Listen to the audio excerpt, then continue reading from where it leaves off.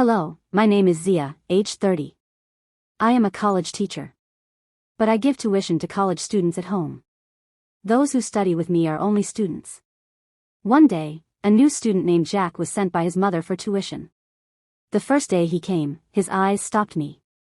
It was clear that he was counting the folds of my body. I said, "Are you Jack? Come and sit down." He said, "Yes ma'am, you are a little different." My cheeks turned red in praise of Jack. Since that day, I could not think of him as a student. Jack comes to study in the evening. When there is light in the room, I wear light clothes. My other hand is on my chest, but his eyes never move, near my neck, on my wrists or towards my waist. One day, I came next to him and went to explain something. His hand touched my elbow. I was not surprised, but a strange feeling went through my body. I understood, Jack did not come just to study. At night, I stand in front of the mirror and look at my body. At this age, I am still young. A slight bend near the waist, a tattoo below the navel. I wonder if Jack can see this tattoo. In Jack's eyes, I feel like a young woman again. I know that the relationship between a student and a teacher is sacred. Every look he gives me, every breath I take is now only for Jack. One evening, his pen falls off. I go to lower it and pick it up, and at the same time he raises his hand. Our fingers touch. Instead, I don't move and look at him slowly. Jack whispers, "Why are your hands so soft?" I don't answer and slowly move my hand away. But his touch still trembles in my fingers. One day, the electricity goes out. I go to light a candle. Jack is standing next to me. I ask, "Are you afraid?" He says no. But it feels different when you are there. I am a little surprised and say, "Do you feel scared?" He slowly comes forward and says, "I put a light under your lips and disappear there." My throat went dry. I said nothing. I just closed my eyes. And Jack placed his lips on mine. That kiss was silent and forbidden. But it felt strangely right. When his lips touched my neck, I was not ma'am, I was Zia. I was a woman no one had touched in a long time. He was gently kissing the tattoo on the back of my neck. I was saying in deep breaths, "Where do you get so much romance?" He didn't answer, he just hugged me tighter. We didn't talk all night. I just said with my body, "I am yours, only yours." Jack got up early in the morning. He gently adjusted my sheet. I asked him if he was scared. He looked at me and said, "No, I'm not scared. The way you touched me made me recognize myself anew." I kept quiet. I knew this relationship wasn't easy. I was 30 and he was only 19. Society, family, and his future were all spinning before my eyes. Yet, where Jack had laid his head last night, his breath still lingers on my chest. I stand in front of the mirror at night. I see myself looking different. Swollen lips, kiss marks on my neck, reddish marks on my chest. I asked myself, what have I decided? But a moment later, a voice from inside my chest said, "Zia, you've been feeling alive for so long." Jack sent a message at night.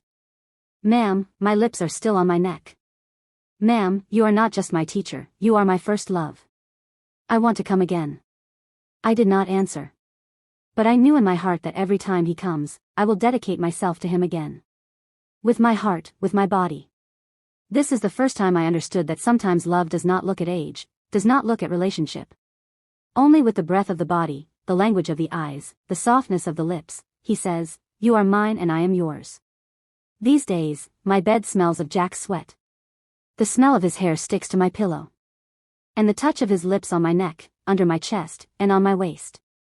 I knew that if this relationship is to be kept secret, I have to be careful. But if love is secret, is it fulfilled?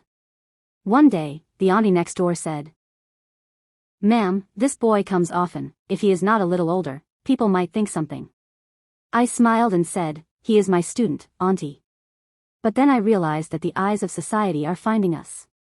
I wanted to tell Jack that this relationship needs to stop. But when he looked at me, I was lost. When he said, "I want to sleep in your lap," the woman inside me wanted to forget everything. Suddenly one day, Jack's father came. I was teaching inside. His father pushed the door and entered. He said to Jack, "Are you still here? I told your mother that your tuition is over today."